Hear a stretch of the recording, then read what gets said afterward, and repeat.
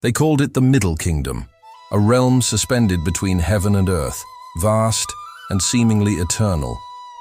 For thousands of years, this land has been a canvas for humanity's greatest ambitions, deepest sorrows, and most enduring triumphs. This is the story of a civilization that has shaped our world. Here, along the fertile banks of the Yellow River, a civilization was born.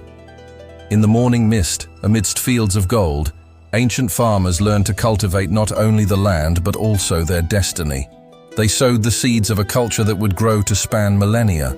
Under the Shang and Zhou dynasties, the first whispers of empire were heard. Kings ruled by a mandate of heaven, their power intricately tied to virtue and fate. In the flickering firelight, intricate bronze vessels told stories of rituals, gods, and a cosmic order that governed all. To rule China was not merely to command armies or build palaces, it was to earn the heavens' blessing. The emperor, the son of heaven, bowed before the mountains and the sky, shouldering a sacred duty that was far greater than any one person. The fate of the realm rested upon his virtue. But peace was fleeting. The mandate was lost, and the empire shattered. For centuries, the land was plunged into chaos. During the age of warring states, warlords and their armies clashed across foggy plains, their banners a testament to ambition and division. Yet, out of this unending bloodshed, an idea hardened into a will, the dream of a unified China. In the year 221 BCE, one man turned that dream into reality. Qin Shi Huang, the first emperor, conquered the warring kingdoms and forged them into a single empire. He commanded the creation of walls across mountains, not to divide his people, but to defend their shared destiny, to protect an empire he believed would last for eternity. Stone by stone, under blistering sun and freezing snow, the Great Wall rose. It became a dragon of earth and rock, its spine stretching across thousands of miles.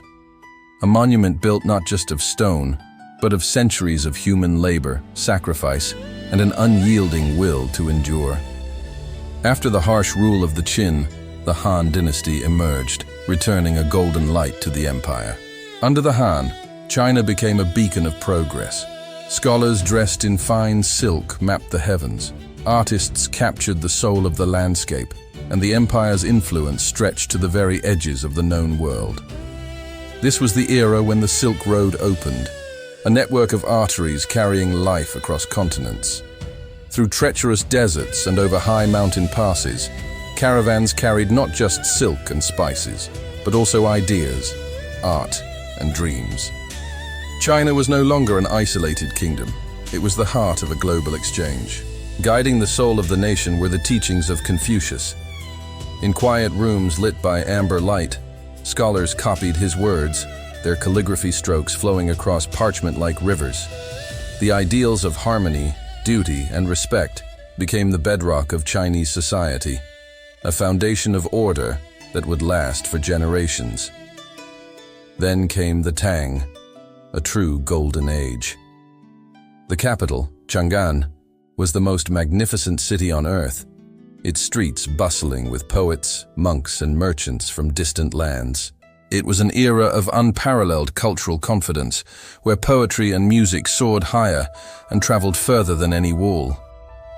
The voices of this age echo through time.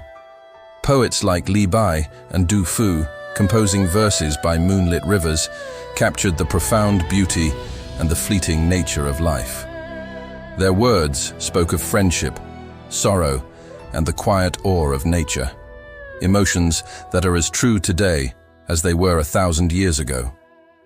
Following the Tang, the Song dynasty brought a different kind of light, a light of refinement and introspection. This was an age of incredible innovation.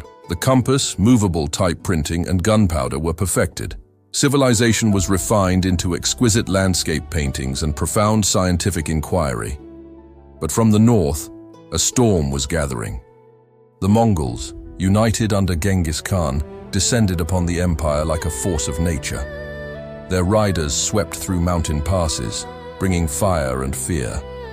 The Song fought valiantly, but the storm was too powerful to resist. For a century, outsiders ruled the Middle Kingdom. Kublai Khan established the Yuan dynasty, and foreign envoys knelt in his grand court. Yet, the deep roots of Chinese civilization were not severed. Even under Mongol rule, the ancient voice of the land could not be silenced. With the fall of the Yuan, a Chinese dynasty was restored. The Ming dynasty brought a powerful revival, a renaissance of culture and ambition. From the delicate beauty of its porcelain to the grandeur of its palaces, China redefined its identity, looking both to its past glory and a new future. This ambition sailed across the seas. Admiral Zheng He commanded a treasure fleet of massive ships, dwarfing anything seen in Europe at the time. He sailed across oceans not for conquest, but for knowledge, trade, and to project the majesty of the Ming court to the world.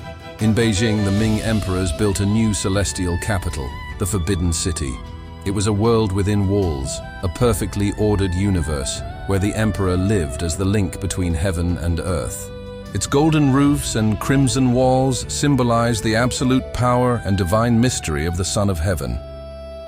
But no dynasty, no matter how powerful, lasts forever. As centuries passed, corruption grew within the palace walls. Floods and famines ravaged the countryside. The mandate of heaven, once again, began to slip away, and the great Ming dynasty started to crumble from within. The 19th century brought a new kind of threat, one from across the sea. The Opium Wars marked a period of profound humiliation. Foreign powers, armed with superior technology, carved into the ancient empire, forcing it open. The dragon was wounded, but its spirit remained alive. Finally, in 1911, the last dynasty fell. The Qing emperor abdicated, bringing 2,000 years of imperial rule to an end. The old world had vanished, and as a new dawn broke, China faced an uncertain future. The collapse of the empire did not bring peace. China fractured once more into the warlord era. Cities were broken, rival armies clashed, and banners faded in the dust. It was a storm without direction, a time when hope was scarce, but never entirely extinguished. Amid the chaos, new ideas took hold. Revolutionaries rose, filled with a fervent desire not for vengeance, but for the rebirth of their nation. They marched in protest, their red flags a stark contrast against the cold, gray light of a broken country, demanding a new path forward. Their struggle culminated in the Long March. Through treacherous mountains and frozen rivers, they walked thousands of miles. Plagued by hunger, cold, and constant battle, they carried with them an unshakable dream, the dream of a strong, unified China. Before that dream could be realized, a new catastrophe struck. The invasion by Japan brought unimaginable suffering and devastation. In cities and villages, civilians endured the horrors of total war. Yet even under fire, the nation's will to resist, to survive, was not broken. In 1949, from the rostrum overlooking Tiananmen Square, a new China was declared.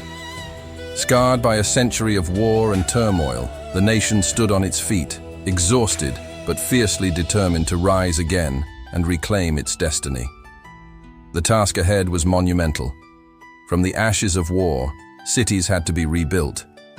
Factories, farms, and schools had to be forged anew. Through decades of struggle, reform, and immense sacrifice, the Middle Kingdom slowly, painstakingly, awakened once more. In time, China opened its gates to the world.